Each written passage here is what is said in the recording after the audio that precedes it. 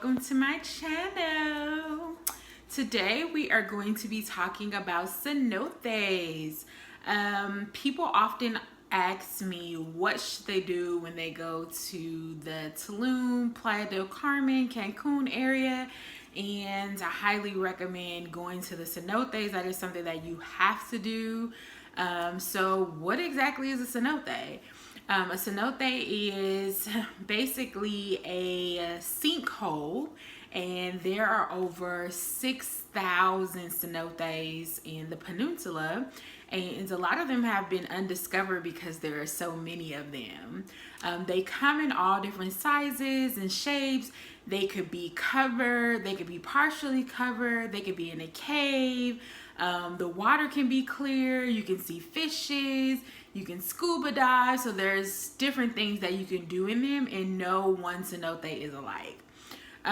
In terms of how the Mayan community used to use the cenotes, it was super important for them to their community. They would use it for drinking water, for washing, for bathing, so they have multiple uses for it. And they also used it as a way to connect to the underworld or connect to God. That was their way to get to those people that had passed over, was through the cenotes. So again, make sure that you put the cenotes on your list. I have been to several of them, and we're going to get straight into my experience with each one.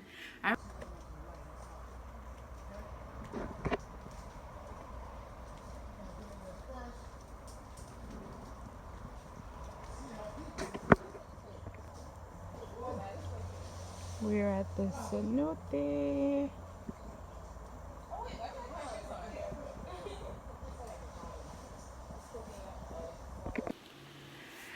So let's talk about my cenote experiences, and I'll describe each one. So the first one that I've ever went to is Cenote Azul.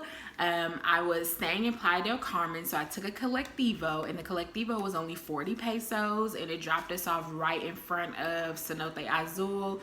If you riding the collective for the first time, kind of either tell them where you're going so they know where to drop you off at, or you may know what the location already is. So we arrived before everybody else, so we had the place to ourselves for a little while before people started coming in. The first platform that you go to is very small. You can stand up in it. And that's where I experienced the fishies for the first time. I was like, oh my God, I'm like looking down like, what's going on? But it was actually the fishes biting at my feet, y'all. And so if you've never gotten a spa pedicure, then this may be your option to get a free spa pedicure. So the next step was, I think it's great for swimmers and non-swimmers. I'm a non-swimmer, so I was able to just kind of sit there, put my feet in there, let the fishies come to me. And I just had a lovely time sitting in the sun, letting the melanin come all up, or letting the sun hit my melanin. And then my other friends, they were able to actually jump off the cliff into the water. And then I had somebody who was a non-swimmer, and as long as she had her life jacket on, she jumped in with everybody else. So I would say I've only been to 4. Remember I told you there was like over 6,000. Cenote Azul was definitely my favorite one. And I think because I like the fact that it was uncovered, like it wasn't in a cave, so I could sit there, like relax. And we were actually there for a couple hours, so definitely recommend that one.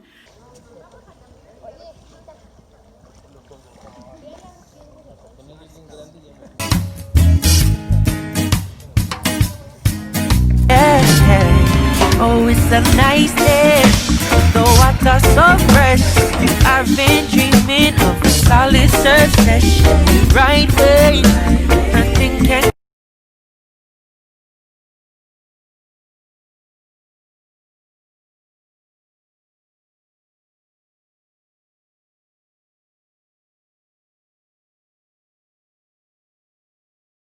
I got a video. Oh my God.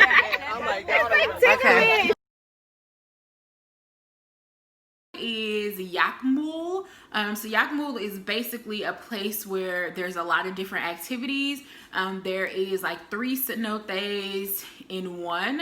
So I was able to go to the different cenotes. Now these are inside caves. You can walk around in them, but there are some parts where it gets a little bit deep. And like I said, I can't swim, so my guy had like a buoy, and he was like, "Here, hold on, I'll pull you across." And I was like, "No, I can't do it." And he was like, "I do this every day. You need to come on." He was not that patient with me. So eventually, I just took the buoy and I went across. And then this is a place where I talked about where you can hire photography or a photographer. I really enjoyed the fact that I could do like a little photo shoot in the cenotes without having to worry about anything. And then they also offer like ATV riding. You can also rappel down into the cenotes. And then they also have like a healing ceremony that you can do as well. So that one's a multifaceted besides the cenote. So I think that's a good way to get a whole day out of it. Con el chaleco no van a tener problema, ¿sí? Ajá, toda esta parte, no hay ningún problema. ¿Sale? Esta parte no es honda. Tengan cuidado con las piedras. En un momento estoy con ustedes, amigos. A ver, ¿qué pasa? Ponte este lado aquí para tomarte unos fotos de nuevo. Okay. So this is This is the Cenote Balam, and has been called like that because those stalagmites and the stalactites up there look like a jaguar jaw, looking from another direction, obviously.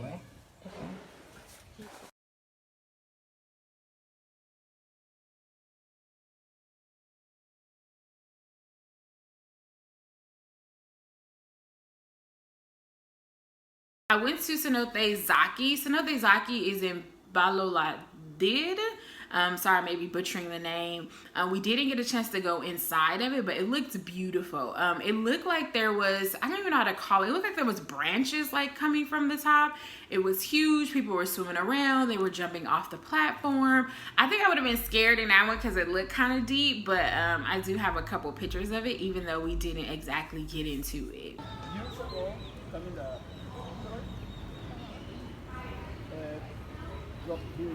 This is a cenote. Cenote is like a sinkhole with water in it.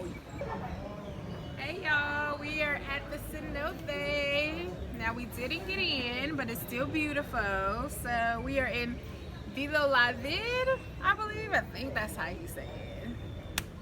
Cenote Max. Cenote Max is at the Akimo Monkey Sanctuary. And so again, this is another place where you could do multiple activities, but we did, we were with the animals, we did the ATV ride into the cenote, and this cenote was beautiful.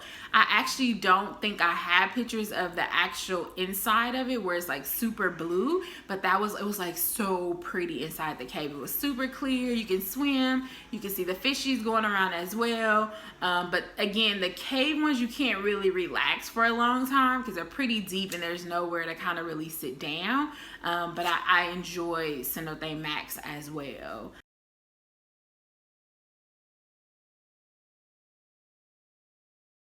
And the last one is Cenote Tankishiha. I don't know if I'm saying that right as well, but that was on one of my guided tours. And that particular cenote has locker rooms, had showers, and in order to get down into there was like this winding staircase that goes all the way down, and it leads into the cenote. So like you can't reach the bottom of the stairs without you going into the pool of water. So again, because I can't swim, I stay by the stairway. I didn't really venture off as much as I could. I wish I was more confident in the life jacket because I know it's supposed to hold you up, y'all, but I'm still scared. But my sister, she is a non-swimmer, and she was able to get in the life jacket and she felt fine. So again, I've just described several different cenotes, what you can do in them, my particular experiences. I highly recommend visiting some of the other popular ones like Cenote Cenote Car Wash, and there's a lot of them. I'm gonna put it in the blog post where you can see the different cenotes that you should be visiting as well.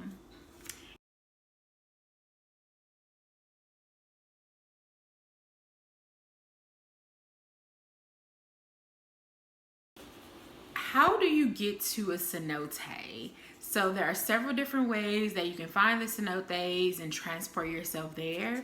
The first way is a guided tour. So I've taken several guided tours, and as part of the tours, cenotes was included as part of the itinerary. So of course, if you go with the guided tour, the price will probably be a bit more because you're paying for a lot of different activities. But it's also a great way to go, especially if you've never been to a cenote or don't know which one to go to. I think a guided tour is a great way to go. Our second option is to simply take a taxi. So in the Tulum area, Playa del Carmen, there's no Uber, so you're gonna have to flag a taxi. So if you're from New York or from a state where you hella tab, you just stick your fingers up, they will come by. And then once they come by, you let them know like, hey, I wanna go to Cenote Azul, and they'll take you straight there. I would recommend negotiating before you step foot in the taxi, because if you step foot in the taxi and they start to drive, well, they can say, oh, it's 300 pesos, it's 400 pesos, when it should only be 100 pesos. So definitely negotiate before you drive off in the taxi. I hate taxis, but they're a good way to get around in Mexico. The third option is to take a colectivo. So a colectivo is basically a shared van that the locals use, and it's for a much cheaper price for obvious reasons, because it's shared. So you may have like a little space of a seat, you may be on top of something, you may be standing up for a little while on the ride, but it's definitely a way cheaper option than like a taxi, or even what they have, the Ado bus is much cheaper. And then our last option is if you rent a car, which most people do, you could just simply put in your GPS system. Again, if you want to go to Cenote car wash, put it in your GPS, it'll take you right there. Or if you don't look up anything before you go, there's like a highway that you drive down. There's actually several little roads that you can go to where there's nothing but cenotes, so it should be easy to find. You shouldn't have any problems getting to the destination.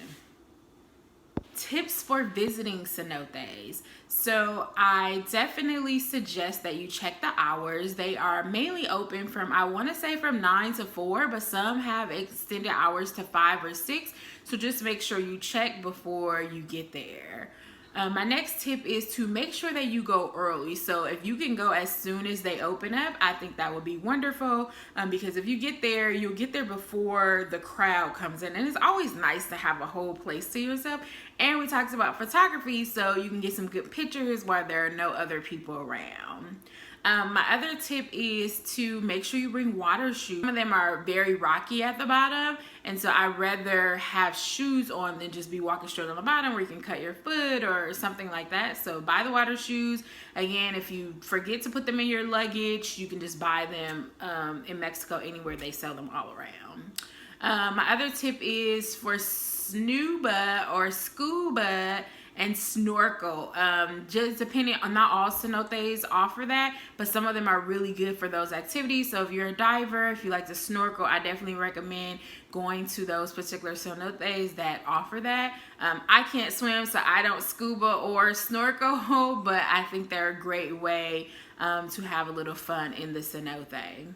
Another thing is make sure you bring pesos. So pesos is the currency in Mexico. I haven't seen a place where they accept credit cards, and so the interest fee is usually from 100 pesos to 300 pesos, but just bring like 500 pesos just to make sure that everything will be okay once you get into there. And then if you cannot swim, they do have life jackets. So some automatically come with the interest fee, and some you have to pay a little bit extra for it. And then also remember showering. So because these are protected like environments, you're not supposed to have like your mosquito repellent on while you get into the cenote. So you will have to shower before you get there. No big deal. You shower when you get out, and then you can put your mosquito repellent back on if it's needed. And then lastly, make sure you bring a towel. You're gonna get wet, so you can dry off when you're finished. So these are some tips. Let me know if you've ever been to a cenote and what other tips that you can provide for people that are going. But I just want you to be a little prepared before you go, while you get there, and then after you leave. Hope you enjoy learning about the cenotes in the Yucatan Peninsula. Don't forget to hit that like, share, and subscribe button.